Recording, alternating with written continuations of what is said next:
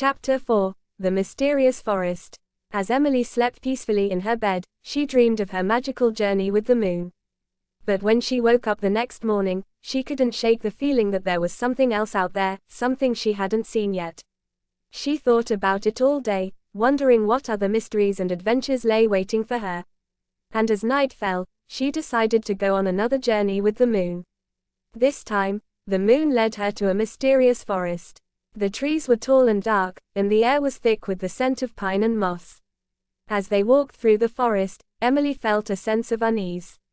The forest was silent except for the crunch of leaves underfoot, and she felt like something was watching her from the shadows.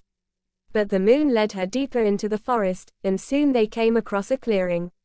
In the center of the clearing was a small cottage, with smoke curling up from the chimney. Emily approached the cottage cautiously, wondering who might live there. As she got closer, she heard a sound coming from inside the cottage, a sound like someone crying. She pushed open the door and saw a woman sitting at a table, weeping into her hands. Emily approached the woman, feeling sympathetic for her sorrow. "Are you okay?" she asked. The woman looked up, surprised to see a young girl in her cottage. She wiped away her tears and smiled at Emily. "I'm fine," she said. "I'm just feeling a bit sad today." Emily sat down at the table with the woman, and they talked for a while. Emily learned that the woman was a fairy, and that she had been banished from her fairy kingdom because of a mistake she had made. The fairy had been wandering the forest ever since, feeling lost and alone. But when Emily came into her cottage, she felt a glimmer of hope.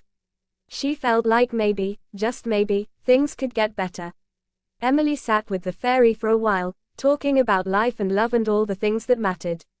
And as they talked, Emily felt a sense of peace wash over her. She felt like she had found a kindred spirit, someone who understood her in a way that no one else could. As the night wore on, Emily knew that it was time to leave.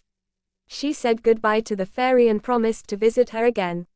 And as she walked out of the cottage and into the dark forest, she felt like she had discovered a new part of herself, a part that was brave and kind and full of wonder.